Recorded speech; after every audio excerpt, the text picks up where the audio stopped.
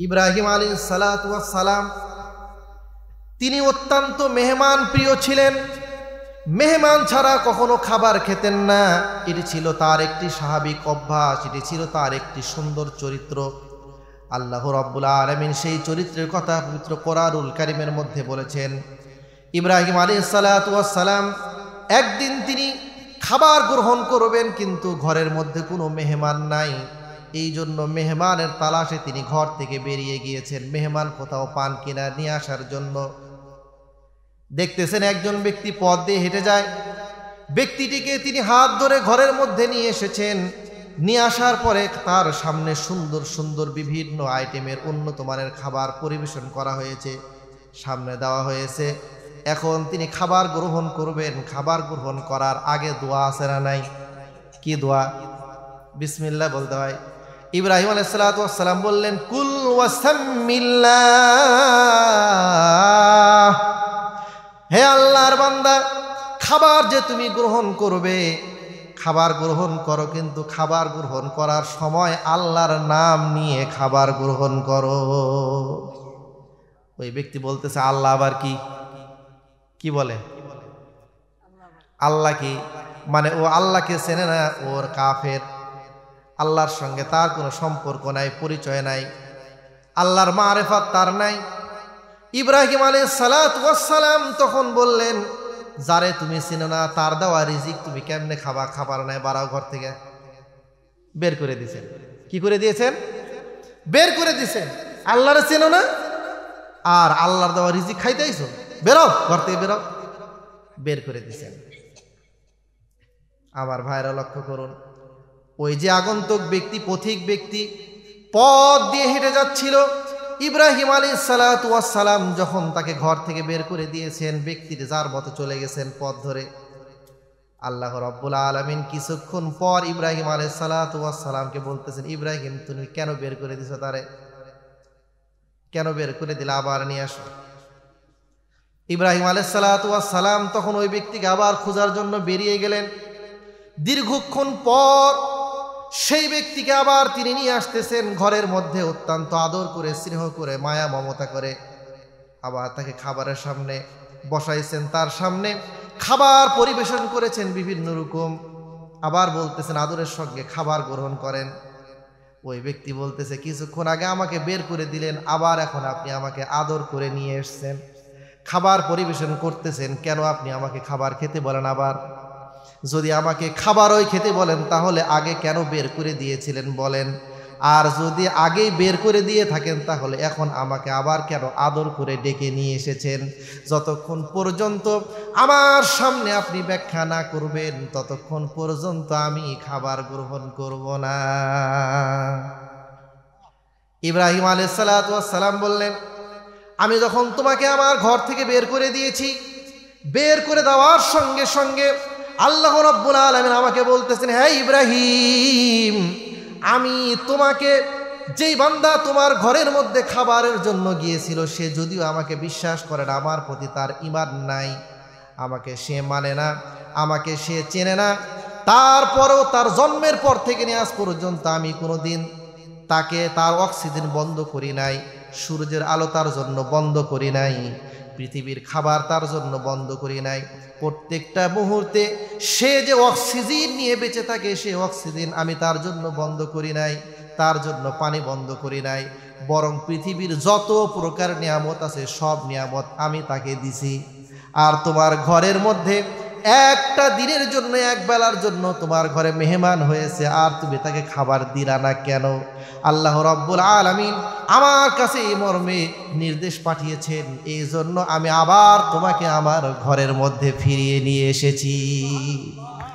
সঙ্গে সঙ্গে ওই ব্যক্তি বলতেছে, যেই মহান রব্বে কারীম আমাকে এত মহব্বত করেন, আমাকে মায়া করেন, আমাকে দয়া করেন, আমাকে ভালোবাসেন, আমি যদিও তাকে বিশ্বাস করি না, তার প্রতি আমার ঈমান নাই, তারপরেও তিনি আমার রিজিক বন্ধ করেন নাই, আমার আহার তিনি বন্ধ করেন নাই, আমার অক্সিজেন তিনি বন্ধ করেন নাই, আলো বাতাস তিনি বন্ধ করেন নাই।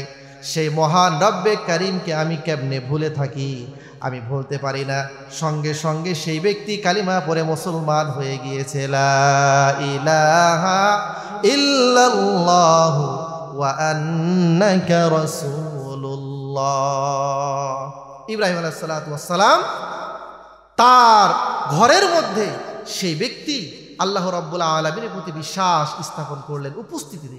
আল্লাহ তাআলা কাফের হোক, মুশরিক হোক, বেঈমান হোক, নাফরমান হোক, দিনদার হোক, বদ্দিন হোক, সকলের প্রতি আল্লাহ তাআলার মেহেরবানি, মায়া, মমতা, ভালোবাসা আছে না নাই? নূহ আলাইহিস সালাতু ওয়াস সালাম আপনারা সকলেই জানেন তার সময়ের মধ্যে এত ব্যাপক প্লাবন হয়েছিল, পৃথিবীর এমন কোনো জায়গা ছিল না যেই জায়গার মধ্যে প্লাবনের পানি, বন্যার পানি ছড়িয়ে পড়েছিল না। আপনারা যেই জায়গার মধ্যে বসে আছেন, আমরা যেই জায়গার মধ্যে বসে আছি, এই জায়গাতেও সেই সময়ের বন্যা আসছে। তামাম দুনিয়ার কোনো জায়গা ফাঁকা ছিল না, সমস্ত জায়গার মধ্যে আল্লাহ রাব্বুল আলামিন প্লাবন দিয়ে কেবলমাত্র নূহ আলাইহিস সালাতু ওয়াস সালামের ওপরে যে কয়েকজন মানুষ ঈমান আনয়ন করেছিল তাদেরকে আল্লাহ তাআলা মুক্তি দিয়েছিলেন। আর এর বাইরে যত মানুষ ছিল, কাফের ছিল, সকলকে আল্লাহ রাব্বুল আলামিন কি করে দিয়েছেন? ধ্বংস করে দিয়েছেন। নূহ আলাইহিস সালাতু ওয়াস সালামের এই মহাপ্লাবনের পরে আল্লাহ রাব্বুল আলামিন নূহ আলাইহিস সালাতু ওয়াস সালামকে বললেন, নূহ, তোমাকে আমি একটা নির্দেশ দিই। তিনি বললেন, জি আল্লাহ, বলেন কি নির্দেশ? শাইখুল ইসলাম মুফতি তাকি আল উসমানী দাওয়াত বারকাতুহুম তিনি লিখেছেন যে নূহ আলাইহিস সালাতু ওয়াস সালামকে আল্লাহ তাআলা নির্দেশ দিলেন, তুমি মাটির কিছু কিছু পাত্র বানাও। কিসের পাত্র? একটা সময় ছিল যে সময় মা বোনেরা মাটির পাতিলে রান্না করত, ছিল না? এখনো কিছু কিছু খাবার আছে যেগুলো মাটির পাতিল ছাড়া হয় না, আছে না? যেমন চিতই পিঠা, এই শীতকালের পিঠা, এরপরে দই, কিছু কিছু জিনিস আছে মাটির পাতিল ছাড়া হয় না। তো নূহ আলাইহিস সালাতু ওয়াস সালামকে আল্লাহ তাআলা নির্দেশ দিলেন, নূহ, তুমি কিছু পাত্র বানাও। নূহ আলাইহিস সালাতু ওয়াস সালাম পাত্র কি করলেন? তৈরি করলেন, বানালেন। পাত্র বানানো যখন হয়ে গেল, এবার আল্লাহ তাআলা নূহ আলাইহিস সালাতু ওয়াস সালামকে বলতেছেন, নূহ, যতগুলি পাত্র বানিয়েছো সবগুলি এক এক করে ভাঙো। কি করো? সবগুলি ভেঙে ফেলো। নূহ আলাইহিস সালাতু ওয়াস সালাম বললেন, আল্লাহ, পাত্রগুলি তুমি আমাকে বানানোর নির্দেশ দিয়েছ, তোমার নির্দেশে আমি এই পাত্রগুলো তৈরি করলাম, আবার তুমি আমাকে নির্দেশ দিচ্ছ পাত্রগুলি ভেঙে ফেলে দেওয়ার জন্য। আল্লাহ, যদি পাত্রগুলো ভেঙেই ফেলে দেই, তবে তুমি আমাকে প্রথমবার কেন পাত্রগুলি বানানোর নির্দেশ দিয়েছিলে? আর যদি পাত্র বানানোর নির্দেশ তুমি আগেই দিয়ে থাকো, তবে আবার এখন তুমি সেই বানানো পাত্রগুলিকে ভাঙ্গার নির্দেশ কেন দিচ্ছ? আল্লাহ তাআলা বলেন, নূহ, যখন বানাতে বলছিলাম তখন কোনো প্রশ্ন করো নাই, তখন কোনো আপত্তি করো নাই, বরং নির্দেশ দেওয়ার সঙ্গে সঙ্গে বাস্তবায়ন করেছো, পালন করেছো। এখন তোমাকে নির্দেশ দিই, এখন বিভিন্ন রকম ওজর আপত্তি করো কেন? নূহ আলাইহিস সালাতু ওয়াস সালাম বলেন, আল্লাহ, তুমি নির্দেশ দিয়েছো, আবার তুমি পাত্রগুলি ভাঙ্গার নির্দেশ দিয়েছো, তোমার আদেশ পালন করার জন্য আমি সদা সর্বদা প্রস্তুত আছি। তবে পাত্রগুলি আমি যে হাত দ্বারা তৈরি করেছি, নির্মাণ করেছি, সময় দিয়েছি, যার কারণে সেগুলির সঙ্গে আমার একটি মহাব্বত তৈরি হয়ে গিয়েছে, তাই সেই পাত্রগুলি আমি ভাঙতে পারতেছি না। তার কারণ একজন ব্যক্তি যখন কোন একটি বস্তু বানায় তখন তার ওই বস্তুর প্রতি তার একটি মহাব্বত, মায়া, মমতা, ভালোবাসা তৈরি হয় না? হয়। আপনাদের এখান থেকে কিছু দূরে চর আছে না, চর এলাকা? এই যে চর এলাকার মানুষেরা প্রতি বছর ঘর ভাঙে না? আবার নতুন করে ঘর বানায়, কথা কন না কেন? এই মানুষগুলো যদি এখান থেকে আরেক জায়গায় গিয়ে বাড়ি বানাতে পারবে না? কিন্তু যেতে চায় না কেন? তার কারণ জন্মের পর থেকে যেই জায়গাতে তারা আছে সেই জায়গার সঙ্গে তাদের একটি মহাব্বত, একটি ভালোবাসা, ওই এলাকার মানুষের সঙ্গে, ওইখানকার বাজারের সঙ্গে, ওইখানকার ঘাটের সঙ্গে, সেই জায়গার সঙ্গে, আশেপাশে সব কিছুর সঙ্গে তাদের একটি আন্তরিকতা, মহাব্বত তৈরি হয় কি হয় না? হয়। নূহ আলাইহিস সালাতু ওয়াস সালাম বললেন, আল্লাহ, যে হাত দ্বারা আমি তোমার নির্দেশে পাত্রগুলো বানিয়েছি, পাত্রগুলি বানানোর সঙ্গে সঙ্গে তার সঙ্গে আমার একটা মহাব্বত হয়ে গিয়েছে। আমার মহাব্বতের জিনিসগুলো আমি কেমনে ভাঙ্গি?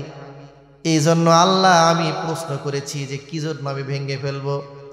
আল্লাহ রাব্বুল আলামিন বললেন, নো, তাহলে তুমি যে পাত্রগুলি তৈরি করেছো আমার নির্দেশে তুমি তৈরি করেছো, নিজের ইচ্ছায় তুমি তৈরি করো নাই, বরং আমি তোমাকে নির্দেশ দিয়েছি যার কারণে তুমি পাত্রগুলো বানিয়েছো। আবার যে মাটি দ্বারা বানাইছো ওই মাটিও কিন্তু আমার তৈরি, আমার সৃষ্টি। সুতরাং আমার সৃষ্টি দিয়ে আমার আদেশে তুমি একটি বস্তু বানিয়েছো, তার মধ্যে তুমি কোনো রুহ দাও নাই, প্রাণ দাও নাই। তাহলে আমি আল্লাহ যে মানুষকে বানিয়েছি, মানুষ বানানোর পরে আবার তাদের মধ্যে রুহ সঞ্চালন করেছি, ওই মানুষগুলো কিন্তু সবাইকে আমি মেরে ফেলে দিয়েছি বেঈমান হওয়ার কারণে, কাফের হওয়ার কারণে। তার কারণ তাদের সম্পর্কে তুমি আমার দরবারে প্রার্থনা করে বলেছিলে, রব্বি লা তাদার আলাল আরদি মিনাল কাফিরিনা দাইয়ারা ইন্নাকা ইন তাদারহুম ইউদিল্লু ইবাদাক ওয়ালা ইয়ালিদু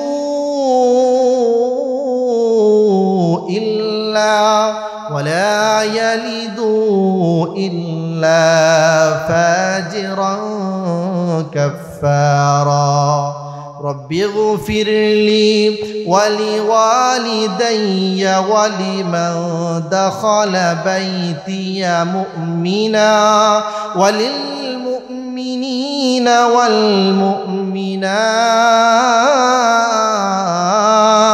ওয়া লা তাজিদিল যালিমিনা ইল্লা তাবারা। আল্লাহু আকবার। আল্লাহ রাব্বুল আলামিন নূহকে বললেন, নূহ, আমার দরবারে তুমি যখন ফরিয়াদ করেছিলে আল্লাহ পৃথিবীর মধ্যে আমার উপরে অল্প কিছু সংখ্যক মানুষ ঈমান আনয়ন করেছে, আর কোনো মানুষ ঈমান আনয়ন করবে না, সুতরাং পৃথিবীর মধ্যে যত কাফের আছে ওদের পেট থেকে আবার আরো কাফের জন্মগ্রহণ করবে, একের পরে এক পৃথিবীর মধ্যে কাফেরদের সংখ্যায় শুধু বাড়তে থাকবে। শুধু তাই নয়, বরং সেই সকল কাফেররা ইমানদারদের ইমান পর্যন্ত নষ্ট করে ফেলবে। এই জন্য তুমি তাদেরকে মেরে ফেলে দাও। নূহ, তোমার কথা শোনার জন্য আমি কাফেরদেরকে বলবো, তুমি সেই পাত্রগুলি ভাঙ্গার জন্য আমার কাছে কেন আপত্তি জানাও? আমার ভাইরা লক্ষ্য করুন। সুতরাং আল্লাহ রাব্বুল আলামিন পৃথিবীতে যত মাখলুক রেখেছেন সমস্ত মাখলুকের মধ্যে থেকে সবচেয়ে বেশি মহব্বত করেন মানুষকে, মানুষের চাইতে বেশি মহব্বত আল্লাহ তাআলা আর অন্য কোনো জাতি করেন না। এই জন্য পৃথিবীর মধ্যে যা কিছু রয়েছে সব কিছুকে আল্লাহ রাব্বুল আলামিন তৈরি করেছেন মানব জাতির জন্য। আর মানব জাতিকে তৈরি করেছেন কার জন্য? আরো জোরে বলেন, কার জন্য? আল্লাহর জন্য। এই জন্য আল্লাহ রাব্বুল আলামিন তিনি শুধু মানব জাতিকে মহব্বত করেন তা নন, বরং যত মাখলুক রয়েছে সকলকে তিনি মহব্বত করেন। এই জন্য আল্লাহ তাআলার কোনো বান্দা যদি আল্লাহ তাআলার কোনো মাখলুককে মহব্বত করে, ভালোবাসে, আল্লাহ রাব্বুল আলামিন সেই বান্দার প্রতি আল্লাহ তাআলা মহব্বত করেন। সুবহানাল্লাহ কইবেন না? পৃথিবীতে শুধু মানব জাতি নয়, বরং আল্লাহ তাআলা যত মাখলুক তৈরি করেছেন, যত মাখলুক সৃষ্টি করেছেন, সমস্ত মাখলুকের প্রতি যারা মহব্বত করে, ভালোবাসে, আল্লাহ রাব্বুল আলামিন তাদেরকে কি করেন? কথা বলেন না, তাদেরকে কি করেন? মহব্বত করেন, ভালোবাসেন।